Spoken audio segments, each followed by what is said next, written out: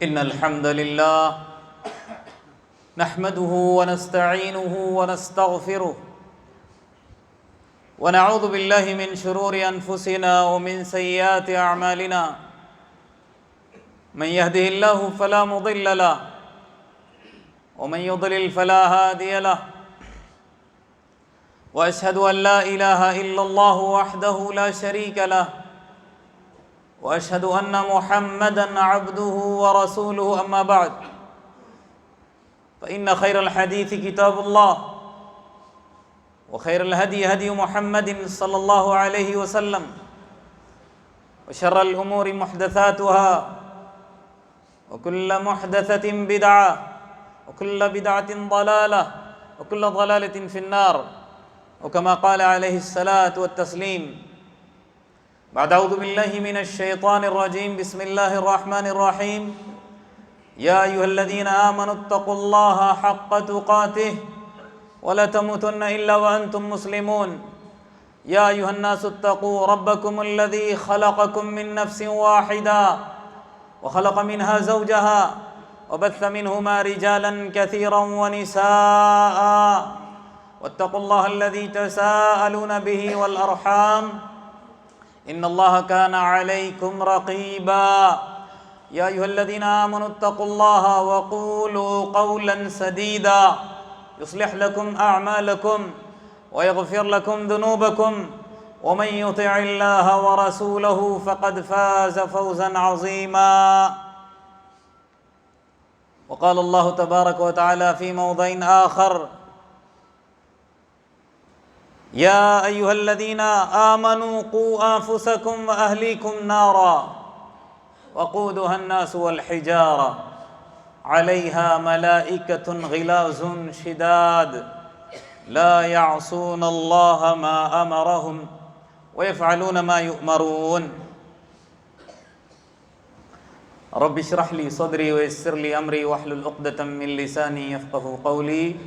ربي زدني علما سبحانك لا علم لنا إلا ما علمتنا إنك أنت العليم الحكيم.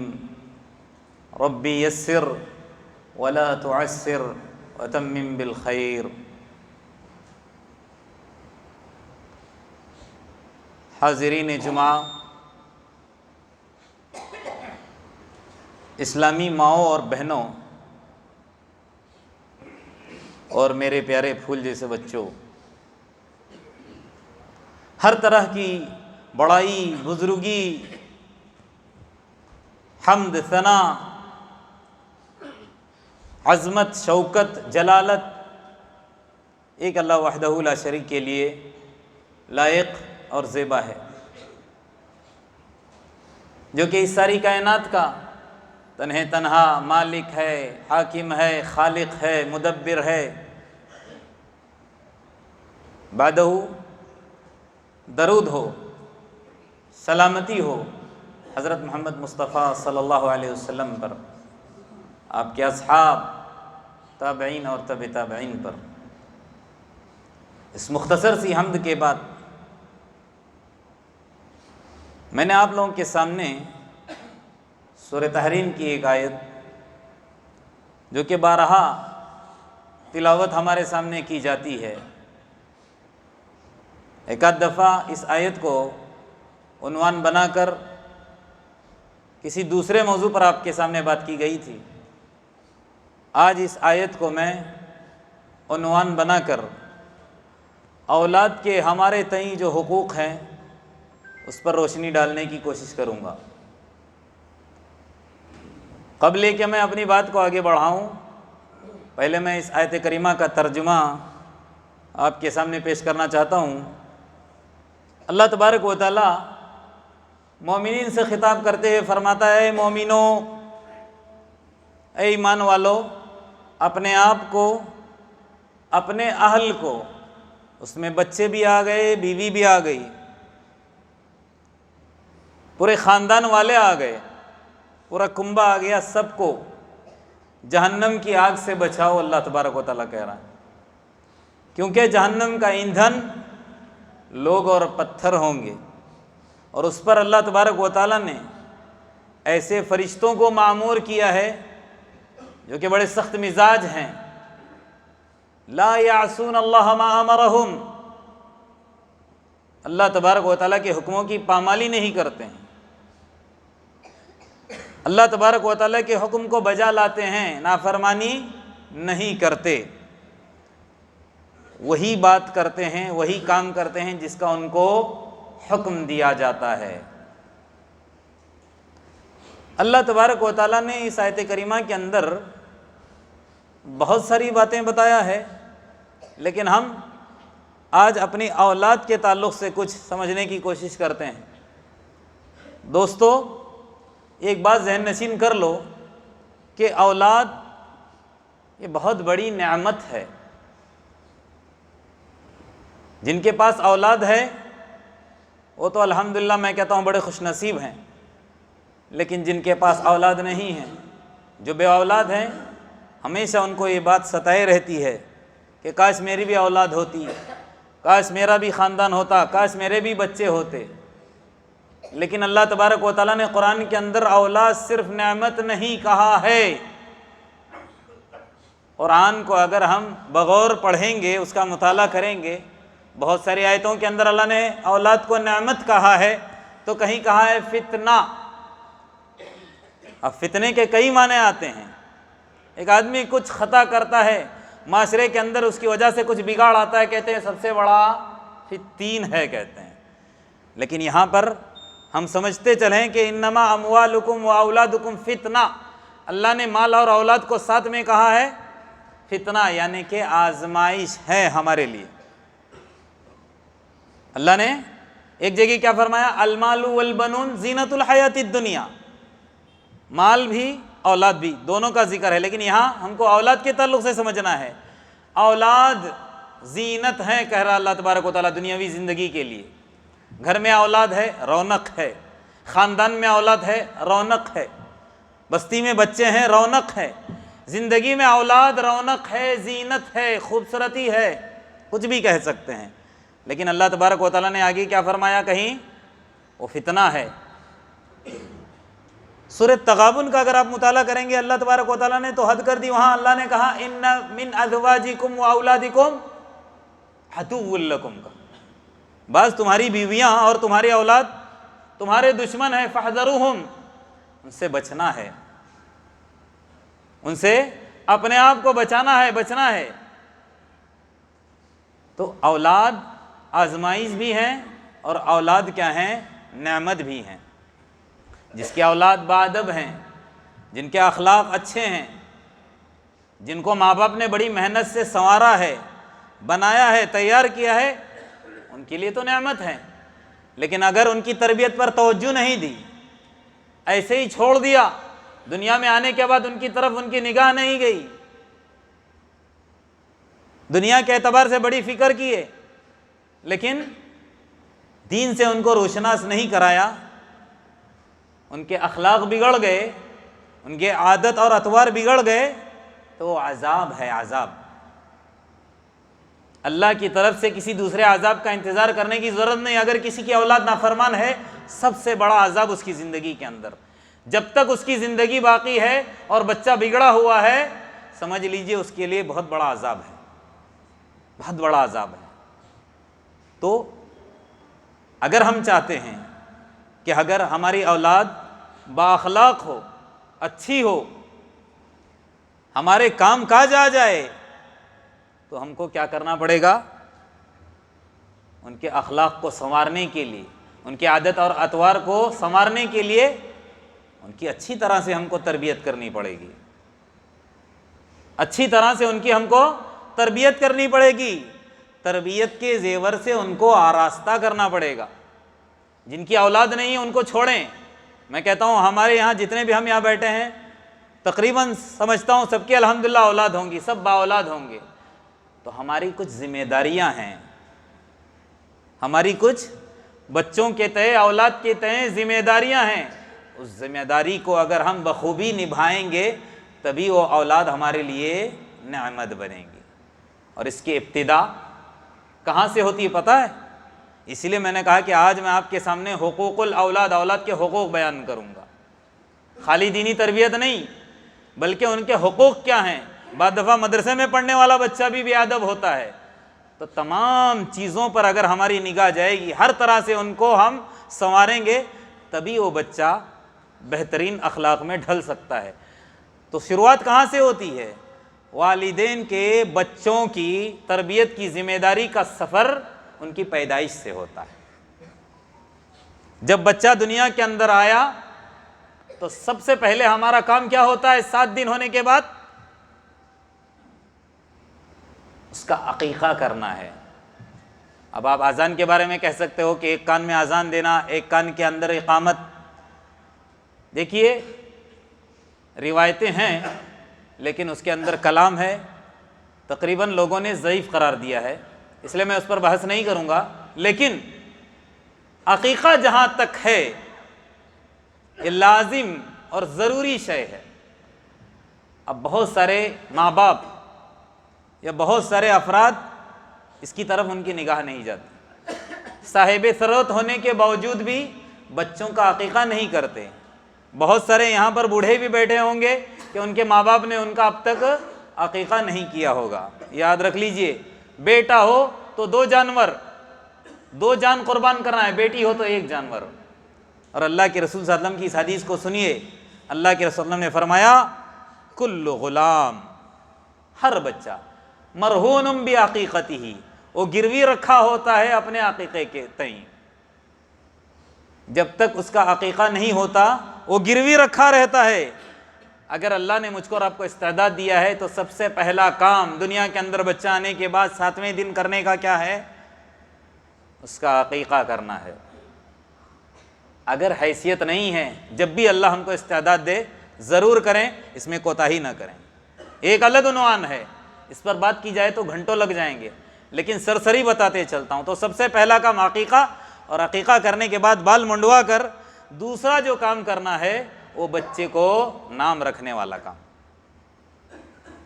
بچے کے نام کے تعلق سے الحمدللہ میں سمجھتا ہوں ہماری بستی کے اندر اس طرح کے نام نہیں رکھتے ہیں جس سے اللہ ناراض ہو جائے. شرکیہ نام بہت ساری بستی کے اندر میرا جانا ہوا. غلام بخش، نبی بخش، عبد النبی، عبد الرسول، یہ شرکیہ نام ہیں. بالکل اس طرح کے نام رکھنا جائز نہیں ہے. لیکن ہماری بستی میں ایک اور رواج کہہ سکتے ہیں وہ رائج ہے، یا عام طور پر لوگ اسی کی طرف ان کی توجہ جاتی ہے. بچہ دنیا کے اندر آنے کے بعد نام کے لیے مولوی صاحب کے پاس آتے ہیں کہ اچھا نام بتا دے. اگر ہم نے بتا دیا عبد الرحمن رکھیے، حدیث سنیے، اللہ کے رسول صلی اللہ علیہ وسلم کا فرمان ہے احب الاسماء الی اللہ عبد الرحمن عبداللہ. اللہ کے نزدیک سب سے محبوب نام کیا ہے؟ عبد الرحمن اور عبداللہ ہیں. ابھی آپ کہو کہ ہماری لڑکیاں ہو گئی تو امت اللہ امت الرحمن رکھیے. لڑکے ہیں عبداللہ، عبد الرحمن، عبد الغفور، عبد الشکور، اور لڑکیاں اگر آ گئی تو امت اللہ، امت الرحمن، امت المتین، امت الشکور. جیسے عبد کے معنی بندہ، امت ان کے معنی بندی، اور ان کی نسبت اللہ کی طرف کر دو. اس سے بہتر نام نہیں ہو سکتے. تو پوچھنے کے لیے آتے ہیں نام بتائیے. ہم نے کہہ دیا کہ عبد الباعث رکھیے، عبد الوارث رکھیے. کہا یہ تو نام پرانے ہیں، کوئی اچھا ڈیزائن والا بتا دیجئے. نہ، ڈیزائنر نام، سیریلوں کے نام پر موسوم نام، اس کے اثرات پڑتے ہیں، جائز نہیں ہے.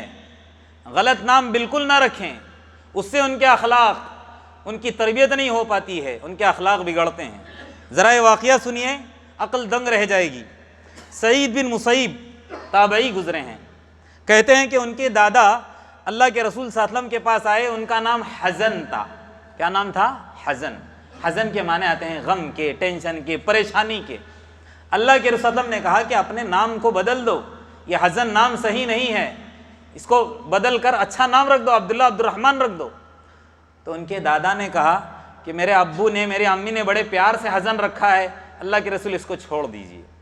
نام انہوں نے بدلا نہیں. یہ پوتے بیان کرتے ہیں کہ میرے دادا اگر اس وقت نام بدل دیے ہوتے تو پریشانی نہ ہوتی. نام کا اثر اتنا خطرناک پڑا ہمارے خاندان پر، جب تک ہمارے دادا بحیات تھے ہمیشہ ٹینشن میں مبتلا تھے. کہتے ہیں کیا، کتنی خطرناک بات ہے. ہمارے خاندان میں کسی نہ کسی بہانے سے پریشانیاں غم لگا رہتا تھا، تو لہٰذا نام کی طرف ہماری توجہ جانی چاہیے۔ ہمارے بچوں کے نام کس کی طرف اس کی نسبت ہونی چاہیے؟ اللہ کی طرف۔ عبداللہ، عبد الرحمن، 99 نام ہیں، کسی بھی نام، اس میں بھی نئے نئے نام جو آپ نے کبھی سنے نہیں ہوں گے۔ عبد المہیمن رکھیے، عبد المؤمن رکھیے۔ ہمارے یہاں ایک دو چار صفات پر موصوف ہیں مشہور، ورنہ بہت ساری صفات ہیں۔ اچھا، تو میں کیا بتا رہا تھا کہ سب سے پہلے جب بچہ پیدا ہو عقیقہ، بال منڈوا کر نام، اس کے بعد اب پھر آگے بڑھیے۔ اب بچہ ذرا کچھ بڑا ہونے لگتا ہے، جب بولنا شروع کرتا ہے، ہم بچوں کو کیا تعلیم دیتے ہیں؟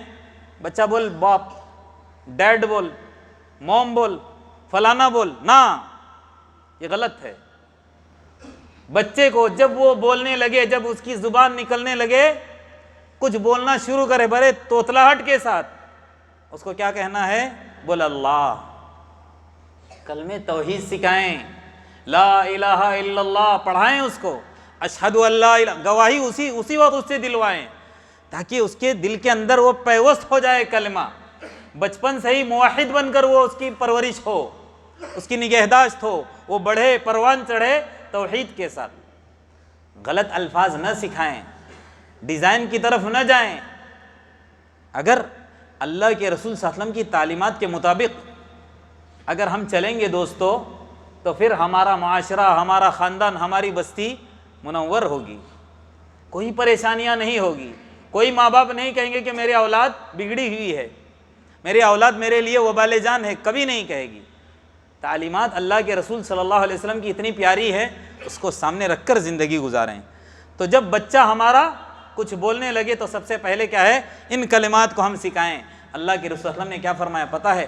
آج ہو سکتا ہے تھوڑا بہت آپ لوگوں کا وقت زیادہ لوں، پریشان نہ ہو، توجہ میری طرف ہو، فوکس میری طرف ہو، کام کی باتیں ہیں میرے لیے بھی، آپ کے لیے بھی۔ اللہ کے رسول صلی اللہ علیہ وسلم کیا فرماتے ہیں؟ الذی یقرأ القرآن ویتتعتع فیہ وہو علیہ شاق لہ اجران۔ جو بھی انسان، بچہ ہو بڑا ہو، قرآن پڑھتا ہے اور پھر اٹک اٹک کر پڑھتا ہے، پڑھنے کے لیے اس کو تکلیف ہوتی ہے، وہ چیز، وہ جملہ اس کے اوپر شاق گزرتا ہے، اللہ کے رسول فرماتے ہیں اس کے لیے 2 اجر ہے۔ اگر ہم بچے کو جب اس کی زبان نکلے، بولنا شروع کرے تو کلمہ توحید سکھائیں گے، قرآن پڑھنا سکھائیں گے، اچھے اچھے جملے احادیث کے اس کو پڑھائیں گے، اس پر اللہ تبارک و تعالیٰ کتنے خوش ہوں گے۔ ہمارے لیے بھی اجر ہے، اس بچے کے لیے بھی اجر ہے۔ اور یاد رکھ لیجئے، ایک چھوٹا سا بچہ نماز پڑھے گا، اس کے لیے تو اللہ تبارک و تعالیٰ اجر رکھا ہے، لیکن فائدہ اس کے ماں باپ کو بھی ہے۔ کیونکہ ایک عورت جب اپنے بچے کو لے کر اللہ کے رسول صلی اللہ علیہ وسلم کی خدمت میں آ کر پوچھا کہ اللہ کے رسول اس کے اوپر حج ہے، تو اللہ کے رسول صلی اللہ علیہ وسلم نے فرمایا ہاں حج ہے، لیکن اجر تیرے لیے کہا تھا کہ نہیں؟ تو ہم بچپنے سے ہی جب ہمارا بچہ بڑھنے لگے، بولنے لگے، اسی وقت سے ہم اس کو کلمہ توحید سکھائیں، اللہ کی معرفت اس کو کروائیں، نبی کریم صلی اللہ علیہ وسلم کی پہچان کرائیں، اللہ کے رسول صلی اللہ علیہ وسلم کی سنتوں کی اس کو تعلیم دیں۔ اس کے بعد بچوں کی صحت کا بھی ہم کو خیال رکھنا چاہیے۔ عرب کے اندر کیا ہوتا تھا؟ بچوں کی صحت کا خیال رکھنے کے لیے دیہات کے اندر اپنے بچوں کو دودھ پلانے کے لیے کیا کرتے تھے؟ بھیجا کرتے تھے۔ آج کل یہ زمانہ نہیں ہے، لیکن ہم اپنے بچوں کو اچھا سے اچھا کھانا، عمدہ سے عمدہ کھانا کھلائیں، ایسا مضر کھانا یا ایسی غذا جس سے ہمارے بچے کے لیے نقصان دہ ثابت ہو، اس سے ہم کیا کریں؟ گریز کریں۔ ایک اور بات ہے، بچوں کو شیطان سے بچائیں۔ اب یہ کیسے ہوگا؟ آپ کہو گے کہ شیطان سے ہم کیسے بچا سکتے ہیں؟ سب سے پہلی بات، اللہ کے رسول صلی اللہ علیہ وسلم نے جو ہم کو تعلیم دی ہے اپنی اولاد کو شیطان سے بچانے کے لیے، جب ہم ازدواجی تعلقات اپنی عورتوں سے کرتے ہیں، اسی وقت اللہ کے رسول نے ہم کو ایک تعلیم دی ہے۔ وہ دعا کیا ہے؟ بسم اللہ جنبنا الشیطان وجنب الشیطان ما رزقتنا۔ جب آدمی اپنی عورت سے ازدواجی تعلق قائم کرتا ہے تو اس وقت یہ دعا پڑھتا ہے، تو سب سے پہلے جب نطفہ گرتا ہے تو اللہ تبارک و تعالیٰ شیطان سے اس کو کیا کرتا ہے؟ محفوظ رکھتا ہے۔ اب اس کا ترجمہ کرتے جاؤں تو بہت لمبا وقت ہوگا، لیکن دعا بسم اللہ جنبنا الشیطان وجنب الشیطان ما رزقتنا، یہ دعا یاد کر لیں اور اس کا اہتمام شروع کر لیں۔ اس سے بھی اللہ تبارک و تعالیٰ ہمارے اولاد کو شیطان سے محفوظ رکھے گا۔ اور ایک بات، مغرب کا جب وقت ہو، جب سورج ڈوبنے لگے اور اندھیرا چھانے لگے تو بچوں کو باہر نہ بھیجیں، اس وقت شیطان منتشر ہو جاتے ہیں، پھیل جاتے ہیں۔ اکثر بچوں پر شیطان کا اثر اسی وقت ہوتا ہے۔ بچوں کو بالکل نہ باہر بھیجیں، اپنے کیواڑ کو، دروازوں کو بند کر لیں۔ جب مغرب ہو جائے، وہ الگ بات ہے کہ آپ اپنے بچے کو لے کر مسجد کی طرف آ رہے ہیں، مسجد میں بھیج دیا آپ نے تعلیم کے لیے، الحمدللہ وہ مسجد کے قلعے میں آ گیا، شیطان سے وہ کیا ہو جائے گا؟ محفوظ ہوگا۔ لیکن باہر نہ چھوڑیں۔ ہمارے بچے نہ مسجدوں میں رہتے ہیں نہ گھروں میں، باہر گھومتے رہتے ہیں، سائیکل چلاتے رہتے ہیں، چھٹیاں ہوں تو پھر حد کر دیتے ہیں۔ نہ، شیطان کا بہت بڑا اثر ہوتا ہے اس وقت، شیطان کی نظر بھی لگتی ہے، شیطان ہر طرح سے تکلیف دیتا ہے۔ اس کی کوشش یہی ہوتی ہے کہ کس طرح اس انسانیت کو جہنم کی طرف لے کے جائے۔ اس انسان کی وجہ سے وہ جہنم رسید ہوا ہے، وہ الگ بات ہے کہ اللہ تبارک و تعالیٰ نے اس کو موقع دیا، لیکن اس نے اپنے موقع کو بنوایا نہیں۔ تو کیا کرنا ہے ہم کو؟ اپنی اولاد کو شیطان سے محفوظ رکھنا ہے۔ اور اللہ کے رسول صلی اللہ علیہ وسلم، ان کے دو نواسے تھے، حسن اور حسین رضی اللہ عنہما، سیدہ شباب اہل الجنہ ہیں، جنت کے جو نوجوان ہیں ان کے وہ سردار ہیں۔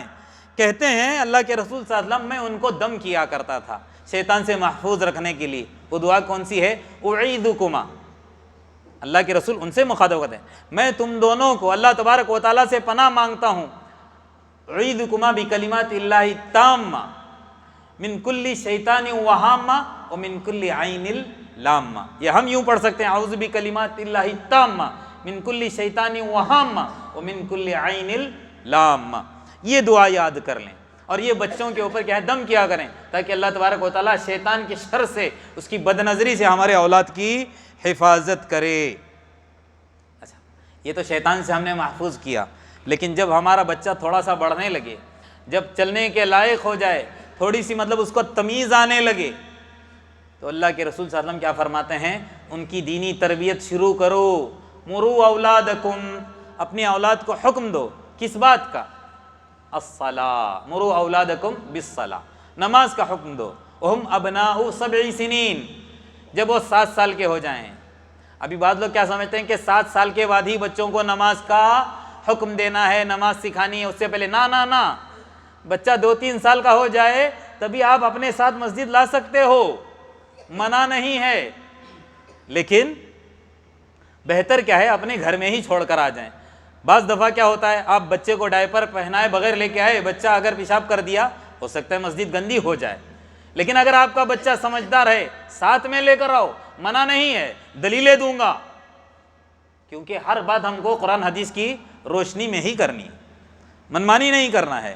تو یہاں پر جو 7 سال کا حکم دیا گیا ہے، شراح لکھتے ہیں 7 سال میں بچے کو اپنے آپ جانا ہے، ماں باپ ہاتھ پکڑ کر نہیں لائیں گے۔ جب 4-5 سال کا ہمارا بچہ ہو تب ہم ساتھ میں اپنے لائیں۔ یہ تربیت ہوتی ہے ابتدا سے، کیونکہ صحابیات کہتی ہیں، ماں عائشہ رضی اللہ عنہا کی روایت ہے، چھوٹا بچہ ہوتا تھا 4 سال کا 5 سال کا، ہم کیا کرتے تھے؟ ان کو روزے رکھواتے تھے، روزے رکھتے تھے 4-5 سال کے بچے۔ آج ہم بھی رکھواتے ہیں اور فوراً یوٹیوب پر ڈال دیتے ہیں، میرے بچے نے اتنے روزے رکھے۔ کوئی غلط بات نہیں ہے، ڈال دو، بہت خوشی کی بات ہے، ان کو انعامات بھی دینا چاہیے، بہت زبردست بات ہے۔ لیکن کیا کہتی ہیں، جب بچے روزے رکھتے تھے ان کو ہم ساتھ میں مسجد میں لے کے جاتے تھے، بھوک سے وہ جب ہانپنے لگتے تھے، پریشان ہو جاتے تھے، تو ہم ان کے حوالے کھلونے کرتے تھے تاکہ ان کی توجہ بڑھ جائے اور اس کے اندر وہ ماہ ہو جائے۔ بچے کھلونے کھیلتے کھیلتے دن گزر جاتا تھا، روزہ رکھتے تھے، اور نماز تو پھر یہ تو اس سے بڑا حکم ہے۔ تو جہاں تک بچے ننھے سے ہوں اسی وقت ہم اپنے بچوں کو تربیت کرائیں، بتانا شروع کریں کہ بچے نماز پڑھ، اس طرح کرنا، اس طرح وضو سکھائیں، نماز سکھائیں۔ بعض دفعہ بچے 7-8 سال کے ہی ہوتے ہیں، بڑے شارپ ہوتے ہیں، بہت اچھی طرح سے سمجھنا شروع کرتے ہیں، بعضے 15 سال کے بھی ہوتے ہیں، کچھ سمجھ میں نہیں آتا۔ تو ہم اگر ابتدا سے ان کی صحیح تعلیم کریں، ان کی صحیح تربیت کریں گے، صحیح ان کی رہنمائی کریں گے تو بہت کچھ فائدہ ہو سکتا ہے۔ تو بچوں کو یہ بھی ہونا چاہیے کہ جب وہ تھوڑا سا بڑا ہونے لگے، نماز کا حکم دیں، نمازیں سکھائیں، اس کے علاوہ اور بھی دینی تعلیم، سنتیں وغیرہ، اس کی بھی تعلیم دے۔ ابراہیم بن آدم کہتے ہیں کہ ہمارے ابو جان دیکھیے کیسے کیسے تعلیم دیتے تھے اللہ والے اس زمانے کے اندر۔ ہمارے ابو جان ہم کو انعام دیتے تھے، کہتے بیٹا ایک حدیث یاد کرو گے تو تجھ کو میں کیا کروں گا، 1 درہم دوں گا۔ تو اس 1 درہم اور 1 ریال کے چکر میں میں علماء کی مجلس میں جاتا تھا اور احادیث یاد کر کے آتا تھا۔ کبھی کبھی 5 6 10 احادیث یاد کرتا تھا اور 10 دینار فوراً میں اپنے ابا سے حاصل کرتا تھا۔ ہم اس طرح کا شوق دلائے بچوں کو کہ میں بیٹا تجھے میں انعام دوں گا، 1 مہینہ مستقل تو شبینہ مکتب جائے گا، مدرسہ جائے گا تو میں تجھے یہ انعام دوں گا، تو فلانی حدیث یاد کر کے مجھے سنائے گا، فلانی دعا یاد کر کے سنائے گا، تجھے یہ دوں گا، ڈیلی اگر تو 5 وقت کی نماز پڑھے گا تجھے میں یہ انعام دوں گا۔ ہم انعامات دیتے ہیں۔ بچہ ہمارا انگلش میڈیم میں فرسٹ رینک آ جائے فوراً اس کو کار دلا دیا، اسکوٹر، منع نہیں ہے، لیکن تربیت ہماری دینی اعتبار سے ہو تاکہ ہمارا فائدہ ہو، کیونکہ یہ آخرت کے اندر دنیا کی تعلیم کے تعلق سے ہم سے سوال نہیں ہونے والا ہے۔ آخرت کے اندر جو سوال ہم سے ہوگا وہ کیا ہوگا، دین کے تعلق سے۔ دنیاوی تعلیم دیں، ساتھ ساتھ ہم عقائد کی تعلیم دیں، ان کو ان کا عقیدہ درست کرائیں، دینی تعلیم سے ان کو کیا کرائیں، روشناس کرائیں، تاکہ اللہ تبارک و تعالیٰ کل پھر ہم سے پوچھ گچھ کرے تو پھر ہم پریشان نہ ہوں۔ تو لہٰذا ہم کو کیا کرنا ہے، اپنے بچوں کی صحیح تربیت بے حد از حد ضروری ہے، کیونکہ اللہ کے رسول صلی اللہ علیہ وسلم کا فرمان ہے ما نحل والد ولدہ افضل من ادب حسن، کوئی بھی والد یا والدہ اپنی اولاد کو حسن ادب سے بڑھ کر کوئی تحفہ دے ہی نہیں سکتا۔ اللہ کے رسول کیا فرماتے ہیں کہ سب سے اعلیٰ جو تحفہ ہے بچوں کو ان کے اچھے اخلاق ہیں، اچھے عادات اور اطوار ان کو سکھانا ہے، دینی تربیت کرنا ہے، صحیح چیزوں کی طرف ان کی رہنمائی کرنا ہے، اس سے بڑھ کر کوئی ہے ہی نہیں۔ اخلاق اچھے، حسن ادب، یہ بہت ہی اعلیٰ تحفہ ہے، بہت ہی عمدہ تحفہ ہے والدین کی طرف سے، کس کے لیے، اولاد کے لیے۔ اور یہاں پر اللہ کے رسول صلی اللہ علیہ وسلم نے یہ بھی بتا دیا کہ جب ہم اپنے بچے بڑے ہو جائیں، جب ہمارے بچوں کی شادیاں کریں لڑکوں کی، تو اللہ کے رسول کیا فرماتے ہیں، لڑکیاں تلاش کرو دیندار۔ کیوں کہا پتہ ہے؟ اگر ان احادیث پر اگر ہم غور کریں گے تو ہم کو معلوم ہو جائے گا، دیندار لڑکی سے، کیونکہ 4 چیزوں پر نکاح کیا جائے گا، 4 باتیں بتائیں نا، تنکح المرأۃ لأربع، کسی عورت سے اگر آپ اپنے بچے کا نکاح کرائیں گے تو 4 باتوں کو دیکھنا ہے، لمالها ولحسبها ولحسبها ولمالها، تنکح المرأۃ لأربع، 4 باتیں، حسب و نسب دیکھا جائے گا، مال دیکھا جائے گا، پھر خوبصورتی، ولجمالها، اس کی خوبصورتی دیکھی جائے گی، ولدینها، اور پھر اس کا دین، اور آخر میں کیا فرمایا، فاظفر بذات الدین تربت یداک۔ یہ تمام 4 باتوں میں اصل بات جس کی طرف تم کو توجہ دینی ہے وہ دیندار کو تلاش کرو، تمہارے ہاتھ خاک آلود ہو، اللہ کے رسول نے شوق سے کہا۔ یعنی کہ دیندار تلاش کرنے کے لیے کیوں کہا پتہ ہے؟ اگر عورت دیندار رہے گی، بچے کی ماں دیندار رہے گی، تو سب سے پہلا مدرسہ یا اسکول کہہ سکتے ہیں بچے کا، وہ ماں کی گود ہے۔ اگر ماں دیندار ہے تو اس کی صحیح تربیت ہو جائے گی، بچہ صحیح بنے گا۔ اگر ماں دیندار نہیں ہے تو پھر رونا ہی رونا ہے انہی کے لیے جن کی وہ اولاد ہے۔ آج یہاں پر دینداری نہیں دیکھی جاتی، خوبصورتی دیکھی جاتی ہے، محبت سے جوڑے طے کرتے ہیں۔ نقصان کیا ہوتا پتہ ہے؟ اگر وہ دیندار نہیں رہے گی، بے دین رہے گی، اچھی لڑکی سے اگر لڑکے کا نکاح نہیں ہوگا، پسند کی شادی ہوگی، ان کی اولاد کی وہ صحیح تربیت کر نہیں پائیں گے۔ حد تو یہ ہے کہ بچہ بڑا ہونے کے بعد سنے گا کہ تمہارے ماں باپ کی شادی فلانے ریزن کی وجہ سے ہوئی ہے، تو اور وہ بچہ بگڑ سکتا ہے۔ تو لہٰذا بات آگے جا رہی ہے، لہٰذا ہم کو کیا کرنا ہے، اپنی اولاد کی تربیت کے لیے اپنے جو جوان بچے ہیں ان کی شادیاں دیندار بچیوں سے کرنا چاہیے، اور ماحول ہمارا بن جائے کہ بچیوں کے مدرسے قائم ہو، بچوں کے مدرسے قائم ہو، دینی تعلیم خوب عام کرنے کی کوشش کریں، تاکہ پھر معاملہ ہمارا بگڑے نہیں بلکہ بنتے ہی چلا جائے۔ اور آگے کیا فرماتے ہیں اللہ کے رسول صلی اللہ علیہ وسلم بچوں کی تربیت کے لیے، یہ بہت لازم مجھے بھی اپنے گریبان میں جھانکنا چاہیے، جب ہم اپنے بچوں کی تربیت کریں تو ہم کو نرم مزاج ہونا چاہیے، سخت کبھی نہیں ہونا چاہیے۔ بعض دفعہ ہم کو بچے ستاتے تو غصہ آ جاتا ہے تو ہم بڑے زوروں سے ان کی پٹائی کرتے ہیں، نہ، بچوں کو جتنی اگر ہم زور سے ان کو تکلیف دیں گے، ماریں گے، توڑیں گے، بجائے وہ بننے کے وہ بگڑیں گے۔ جتنا پیار سے بچوں کو سمجھائیں گے، بچہ پیار سے سمجھ سکتا ہے، غصے سے اور زبردستی ان کو زیادہ تکلیف دے کر اگر ہم ان کو بنانے کی کوشش کریں گے، کبھی بھی بچہ ہمارا بنے گا نہیں۔ لیکن اس کا مطلب یہ نہیں کہ بچہ جو کرتا ہے اس کو چھوڑ دو، نہ، ہمارا رعب اپنی اولاد کے دلوں کے اندر ہونا چاہیے۔ ایک مرتبہ ایک صحابی کو سمجھاتے ہوئے اللہ کے رسول صلی اللہ علیہ وسلم نے فرمایا اخفہم فی اللہ، سب سے پہلے اپنا رعب ڈالنے کے بجائے اپنی اولاد کے دلوں میں کس کا رعب ڈالو، ڈر کس کا بٹھاؤ؟ اللہ کا، اللہ کا ڈر بٹھاؤ۔ آج ہمارے یہاں کیا ہوتا ہے، بچہ اگر چھوٹا سا ہوتا ہے، شرارت کرتا ہے، اے فلانا آ رہا ہے، شیطان آ رہا ہے، نہ، استغفر اللہ، اس طرح کے عادتیں ہم نکالیں، ماحول سے یہ چیز دور کریں۔ بچے کو شیطان کا اور جن کا اور جنات کا اور ڈاکوؤں کا ڈر نہ بٹھائیں، بلکہ ان کے دلوں کے اندر اللہ کا ڈر بٹھائیں، اللہ کا خوف بٹھائیں، اللہ کی معرفت کرائیں، اللہ کون ہے، اللہ کیسی ذات ہے، وہ ہمارے بچوں کے دلوں کے اندر بٹھائیں، تاکہ بچوں کے دلوں کے اندر اللہ کا خوف ہو اور کوئی بھی گناہ ہمارا بچہ نہ کرے۔ چھوٹا ہو تبھی سے ہم اس کی طرف ہماری توجہ جانی چاہیے۔ ایک صحابی حابس بن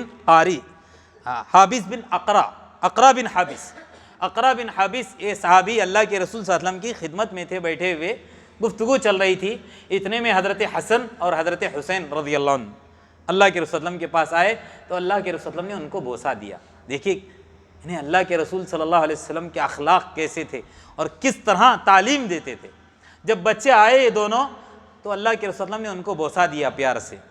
تو اقرا بن حابس کہتے ہیں کہ میں نے دیکھا کہ اللہ کے رسول صلی اللہ علیہ وسلم اپنے نواسوں کو پیار سے چوم لیا، تو میں نے کہا اللہ کے رسول صلی اللہ علیہ وسلم، آپ بچے کھیلتے ہوئے آپ کے پاس آتے ہی آپ نے ان کو چوم لیا، بوسہ دے دیا، میرے 10 بچے ہیں، کبھی میں نے ان کو چوما نہیں، بوسہ دیا نہیں۔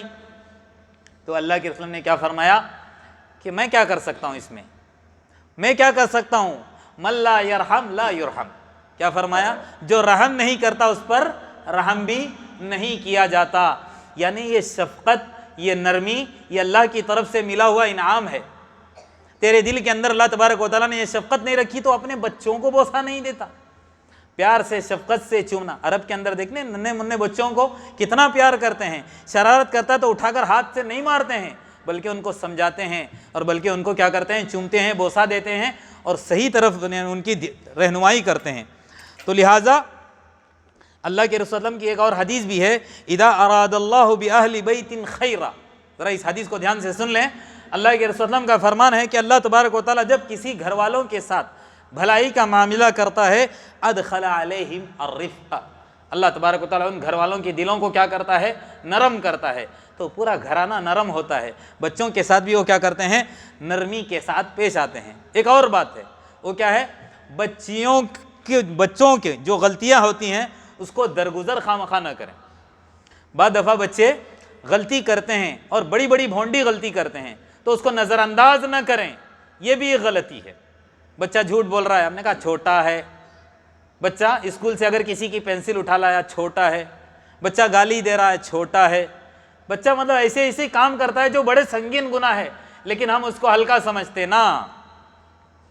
ان کی تربیت کرنا ضروری ہے، ان کو بتانا چاہیے، گالی نہیں دینا چاہیے، غیبت نہیں کرنا چاہیے، چغلی نہیں کرنا چاہیے، چوری نہیں کرنا چاہیے، جھوٹ نہیں بولنا چاہیے، یہ سب سنگین گناہ ہے، اس پر اللہ ہماری پکڑ کرے گا۔ یہ مت سمجھنا کہ تو چھوٹا ہے، نہیں، اللہ تبارک و تعالیٰ تیری بھی اس طرح ان کے دلوں کے اندر خوف ڈالنا چاہیے اور ان چیزوں کو ان سے دور کرنے کی کوشش کرنی چاہیے۔ تو بچوں کی غلطیوں کو خالی خواہ درگزر نہ کریں، اگر بڑی بھونڈی غلطی کیا ہے تو اچھے نرم انداز میں ان کی غلطیوں کو دور کرنے کی کوشش کرنی چاہیے۔ اس سے ہی بات آپ لوگوں کے سمجھ میں آ جائے گی۔ اللہ کے رسول صلی اللہ علیہ وسلم ایک مرتبہ اپنے نواسے حضرت حسن رضی اللہ عنہ کو لے کر جا رہے تھے، راستے میں ایک کھجور پڑی تھی، تو اس بچے نے اٹھا کر اپنے منہ میں ڈال دیا، تو اللہ کے رسول نے کہا یا حسن کخ کخ، یہ تھوک دے، اے حسن اس کو کیا کر دے، تھوک دے۔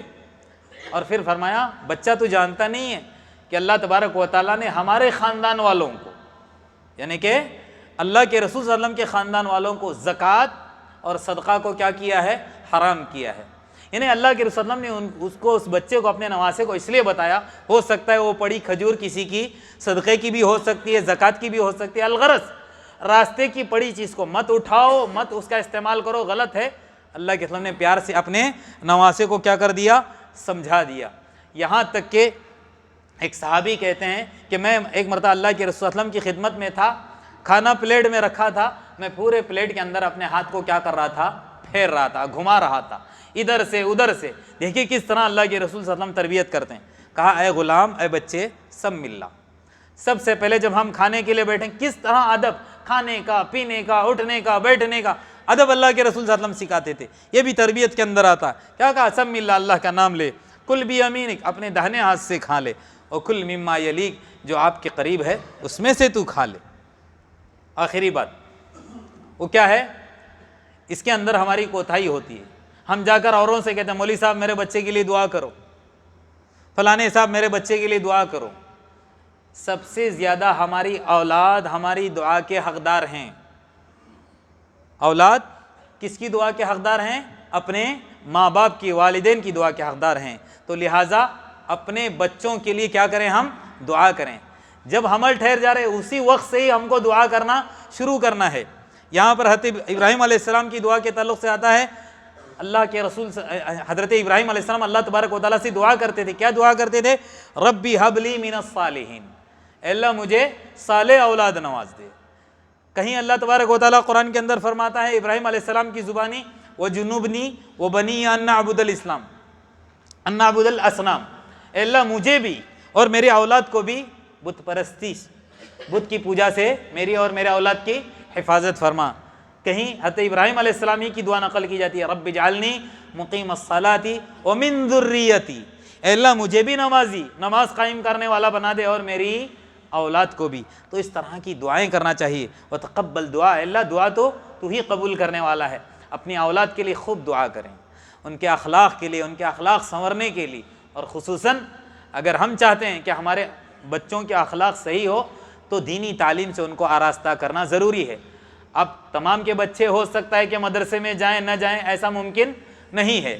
انگلش تعلیم حاصل کرنے دو، لیکن الحمدللہ ہماری بستی کے اندر مدارس کے ساتھ ساتھ مساجد کے اندر بھی شبینہ مکاتب قائم ہیں۔ اپنے بچوں کو وہاں پر بھیجیں، وہاں پر قرآن کی تعلیم دی جاتی ہے، عقائد کی تعلیم دی جاتی ہے، سیرت کی تعلیم دی جاتی ہے، دعائیں پڑھائی جاتی ہے روزمرہ کی۔ اپنے بچوں کو بھیجیں اور دینی تعلیم ان کو حاصل کرائیں، اس سے آپ کو بھی فائدہ ہوگا، آپ کی اولاد کو بھی، اور آپ کی آخرت سنورے گی۔ آخر میں اللہ تبارک و تعالیٰ سے دعا ہے، جتنی باتیں میں نے کہی اللہ تبارک و تعالیٰ سب سے پہلے اس پر مجھے عمل کرنے کی توفیق عطا فرمائے، ساتھ میں آپ لوگوں کو بھی اللہ تبارک و تعالیٰ ہمارے اولاد کی اخلاق کو سنوار دے۔ اللہ تبارک و تعالیٰ ہم کو توفیق عطا کرے کہ ہم ان کی صحیح دینی تربیت کریں۔ اللہ تبارک و تعالیٰ صغیرہ کبیرہ جتنے بھی ہم سے گناہ سرزد ہوئے ان تمام گناہوں کو معاف کر دے۔ ربنا آتنا فی الدنیا حسنہ وفی الآخرۃ حسنہ وقنا عذاب النار۔ ربنا ظلمنا انفسنا وان لم تغفر لنا وترحمنا لنكونن من الخاسرین۔ رب اجعلني مقيم الصلاة ومن ذريتي ربنا وتقبل دعاء ربنا تقبل منا إنك أنت السميع العليم وتب علينا إنك أنت التواب الرحيم آمين سبحان ربك رب العزة عما يصفون وسلام على المرسلين والحمد لله رب العالمين بارك الله لي ولكم في القرآن العظيم ونفعني وإياكم بما فيه من الآيات والذكر الحكيم أقول قولي هذا وأستغفر الله لي ولكم ولسائر المسلمين من كل ذنب فاستغفروه إنه هو الغفور الرحيم